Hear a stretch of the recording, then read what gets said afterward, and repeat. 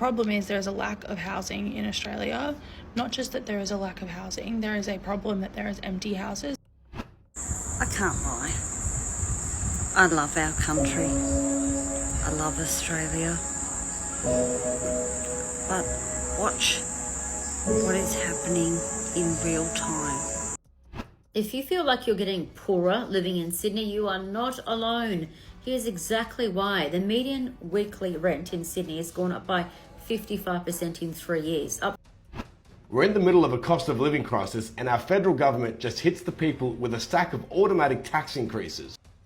I thought I was middle class. I now realise I'm actually classified as working poor.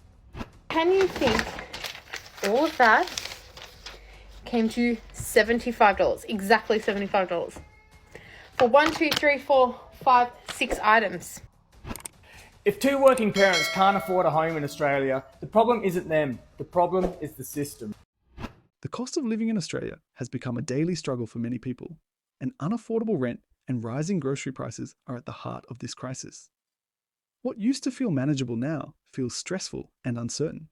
For families, students, workers, and migrants, everyday life has turned into a constant effort to keep up with expenses that keep rising.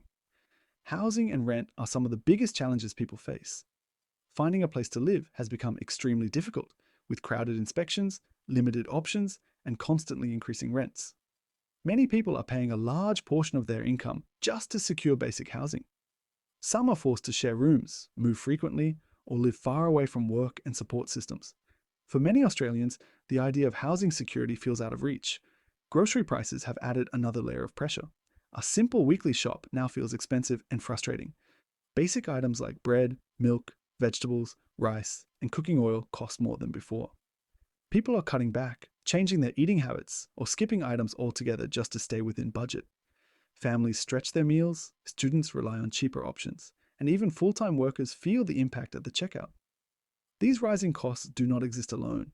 Electricity bills, fuel prices, transport costs, and everyday expenses continue to increase, while wages often remain the same.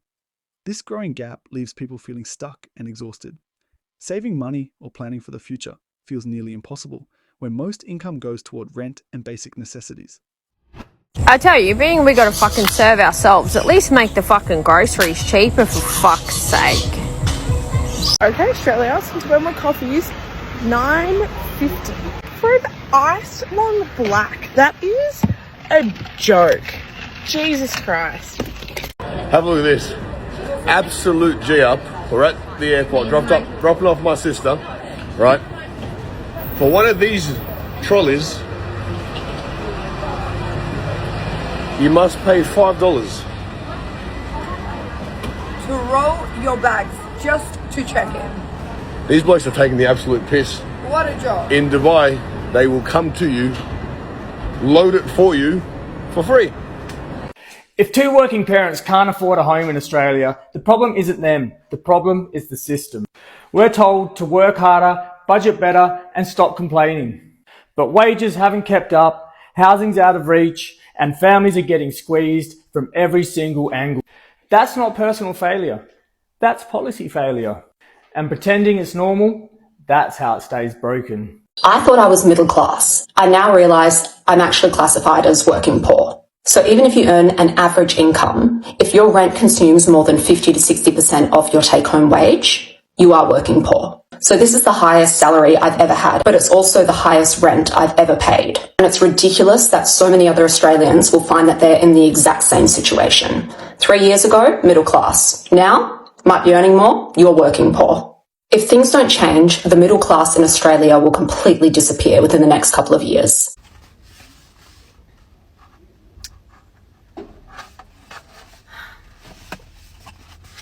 I'm not even going to say anything. I ordered smashed avo. And that is exactly what I got. I'm trying not to laugh. I got a vegan eggplant sandwich.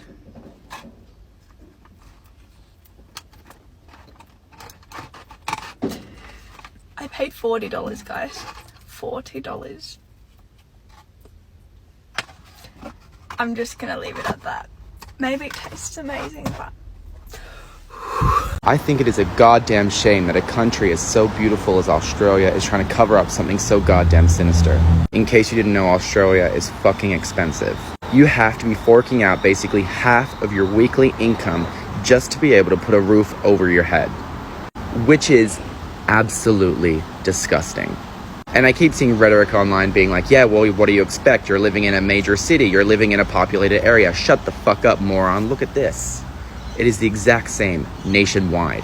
The anxiety I have alone about this one topic is actually crippling. I think about it almost daily, about how I'm even going to survive by putting a roof over my head if I'm giving out half of my income just to be able to do so. Something needs to change because the prices are just going to keep going up and everyone's just going to keep saying yes because we don't know what else to say. I've been trying to find alternative rentals for a year and a half now, and I've come to realise that the great Aussie dream of renting my childhood bedroom in a house now owned by a foreign entity, full of people I don't have anything in common with, is now out of reach. When I was young, I dreamt of growing up in the same sized room as a middle-aged adult and paying $450 a week for the privilege. Thanks, Anthony, Scott, Malcolm, Tony, Kevin, Julia, Kevin, John, Paul and Bob Fraser.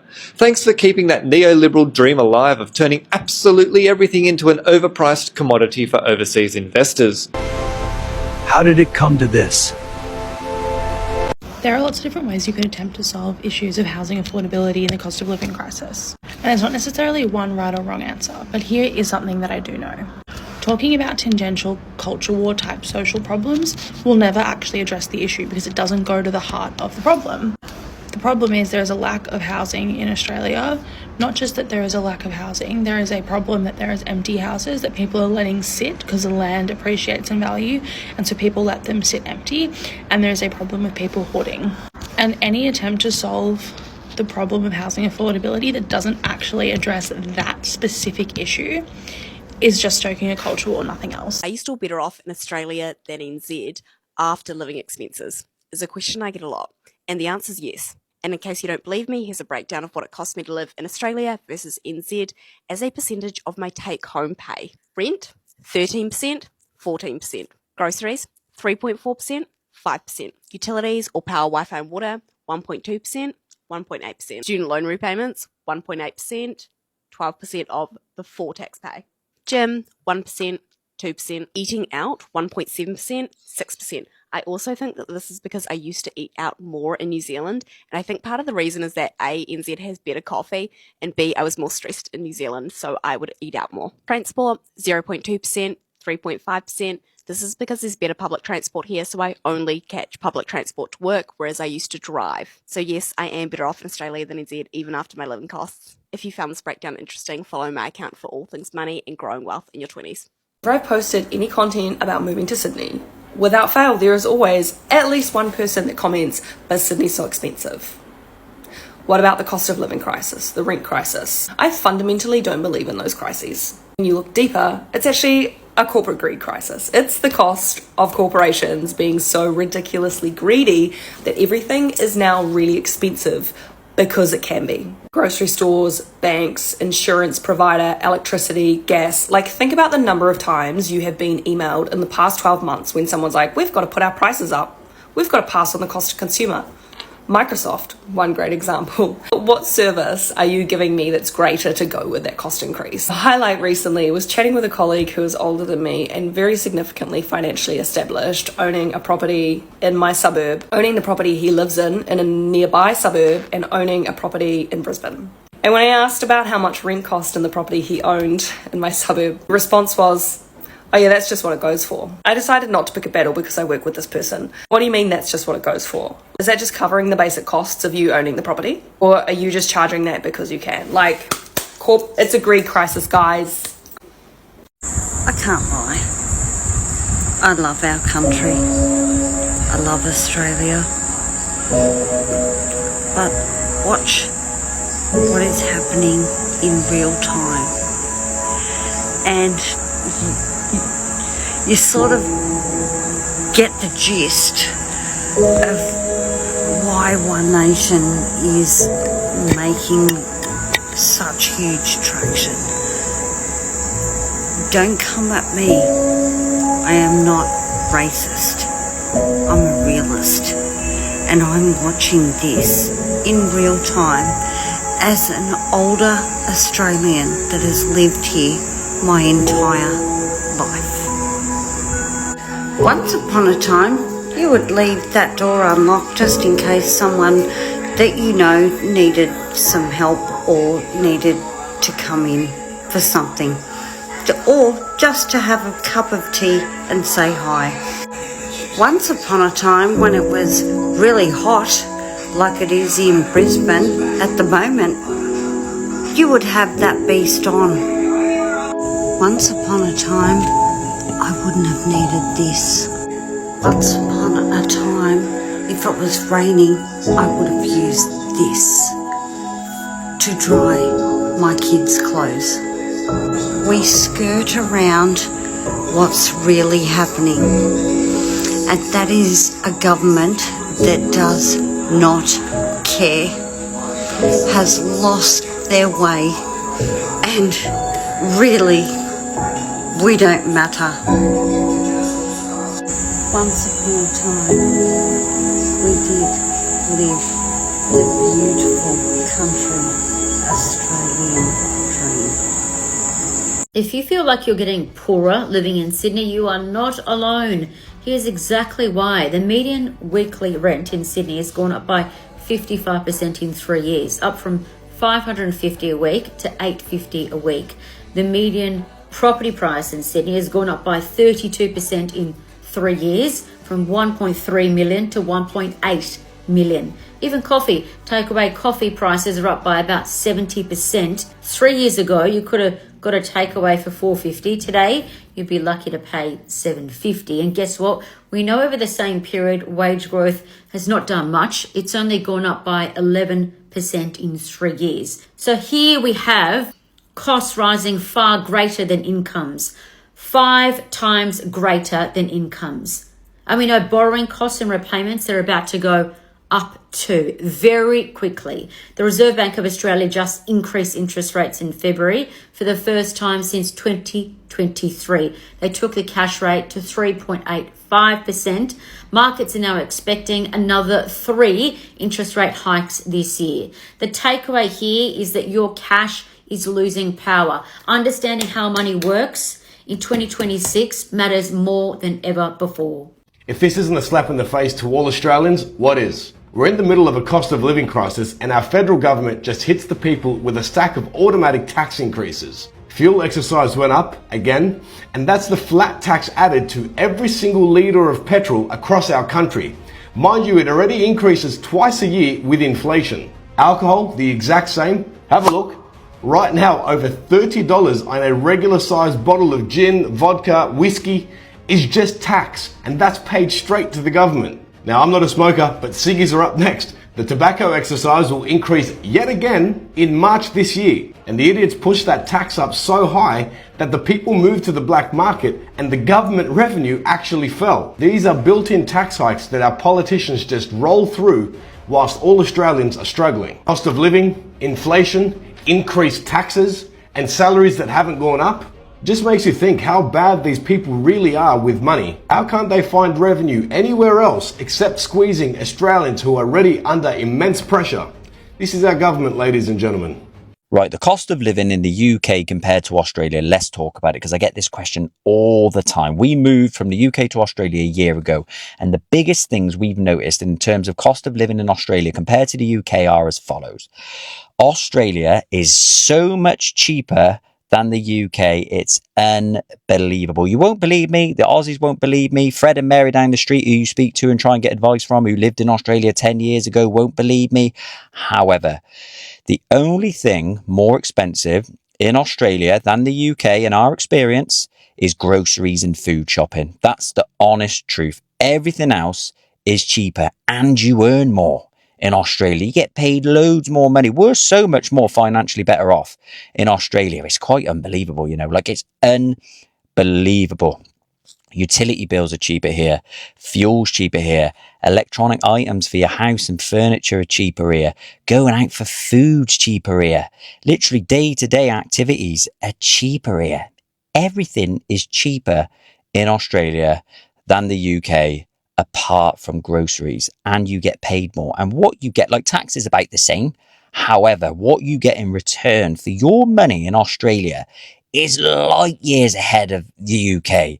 You get so much more for your money. Your quality of life is significantly better. I get asked this question all the time, and you have to stop listening to people whose information is outdated. It is no longer accurate. The cost of living in the UK in the last 3 years, in particular the last 2 years, has exploded. It's way more expensive in Australia now, and you get way less for your money. Please excuse if you can hear my kid kick off in the background, but I just had to do a quick trip to Coles, and everyone who knows me knows I only go to the supermarket once a week, but we have a little bit of a drain issue, so I needed to get Drano, some tissues because everyone seems to be getting bloody sick. I got another tin of formula because I don't think I'm going to last till Tuesday when shopping day is. I got baby daddy a little snacky snack for tonight. And then because the kids are sick, the baby especially, I got baby Vicks and some Fess. Nose stuff. Can you think all of that came to $75, exactly $75. For 1, 2, 3, 4, 5, 6 items. $75. Now, I get it. Cost of living. It's life, you know? How many times do you need to buy Drano? Not often. Did I need to buy these for $2 something? Probably not. But everything else was pretty essential. Like, my baby's sick.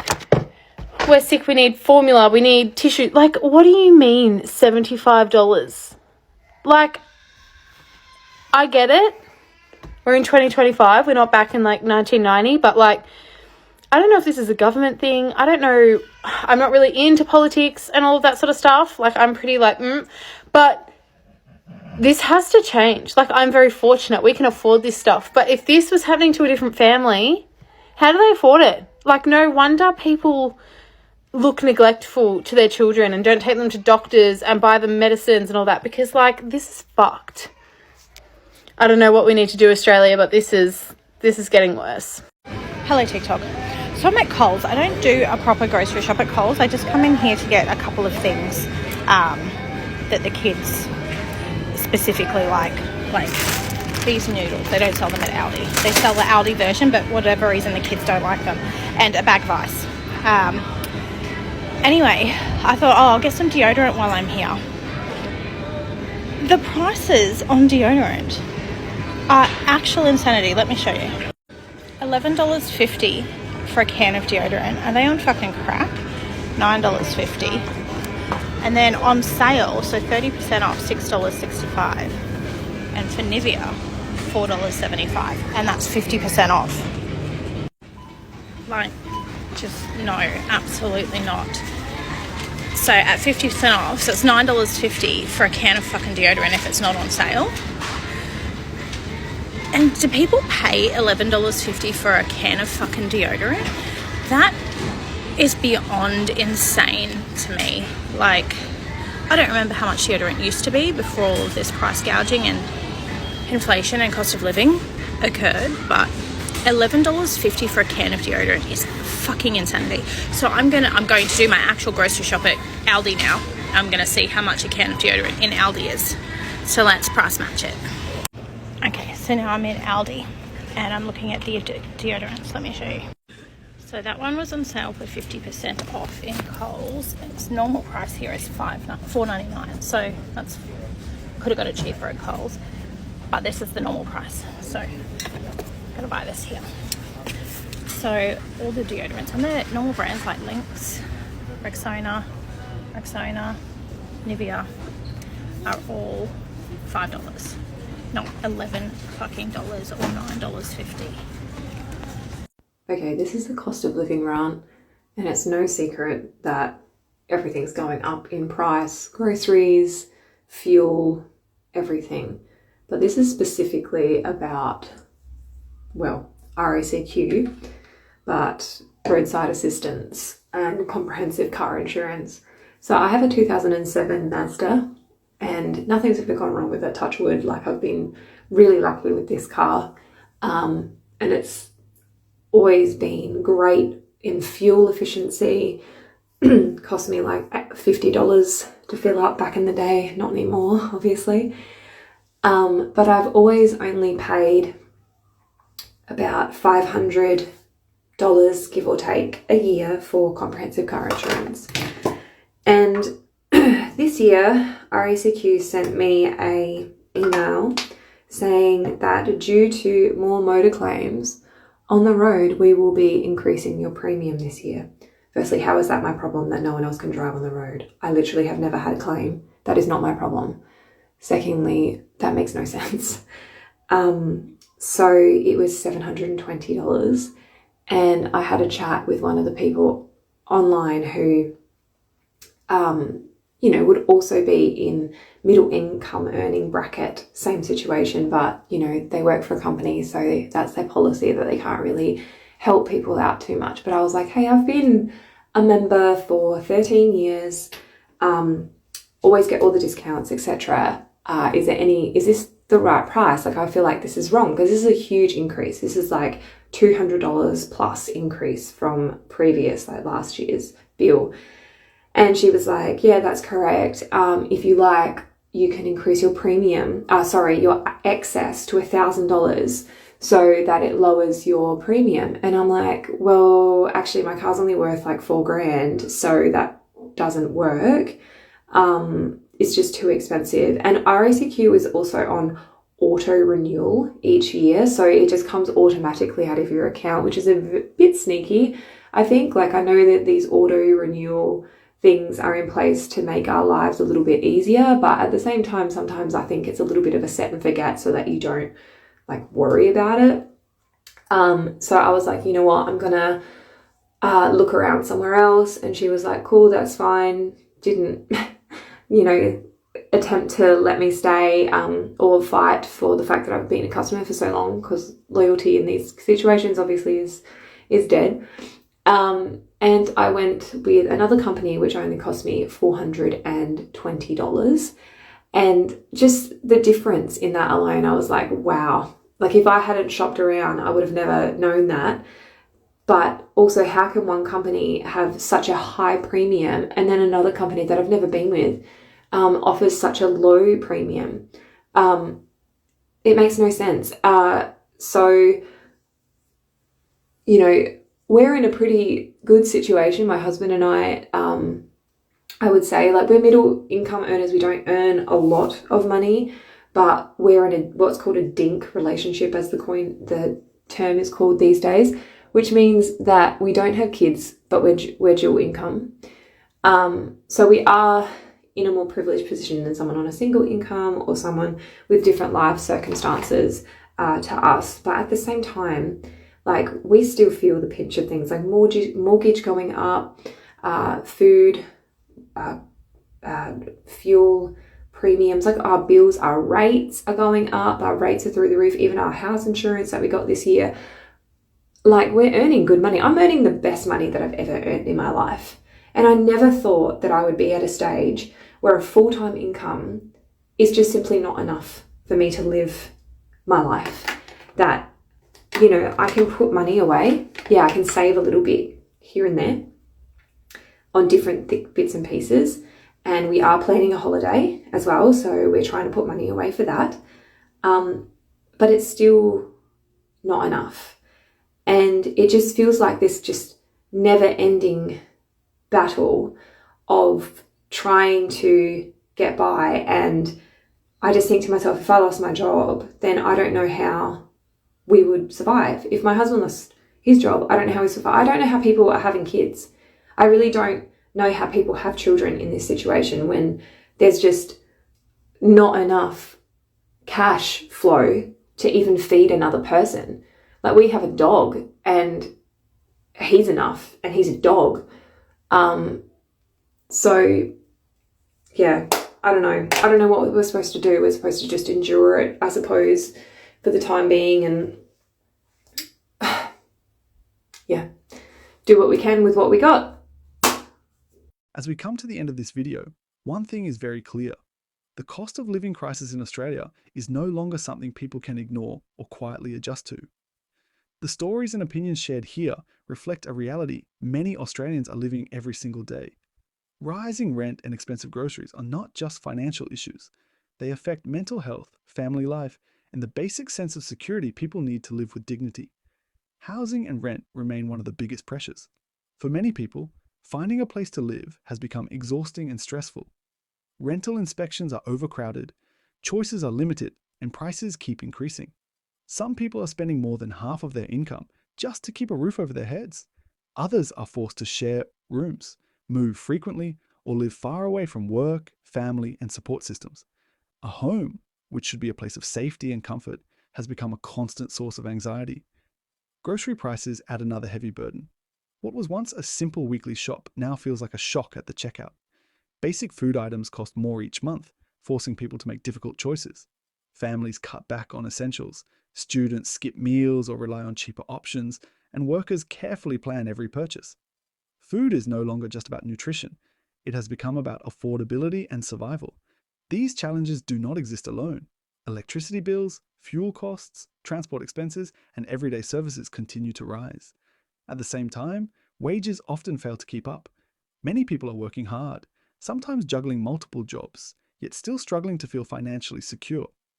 Saving money, planning for the future, or enjoying small moments in life feels impossible when most income goes toward rent and basic necessities.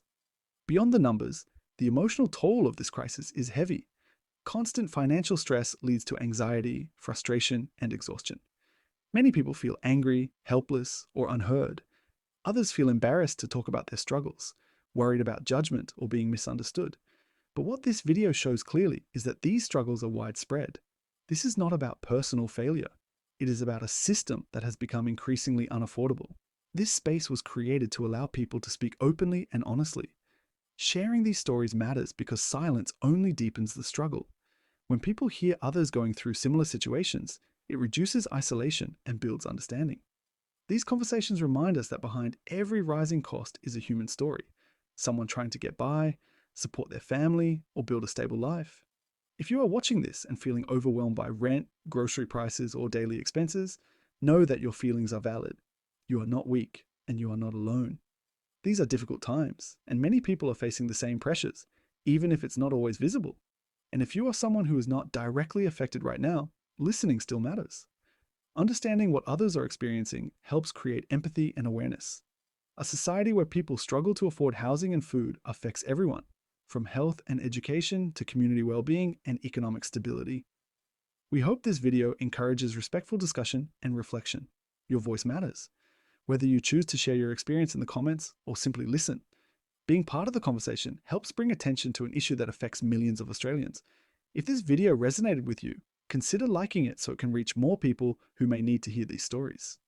Subscribing supports more real conversations about the cost of living, housing, and everyday challenges in Australia. Sharing this video could help someone feel less alone in their struggle. The cost of living crisis will not be solved overnight. There are no simple solutions.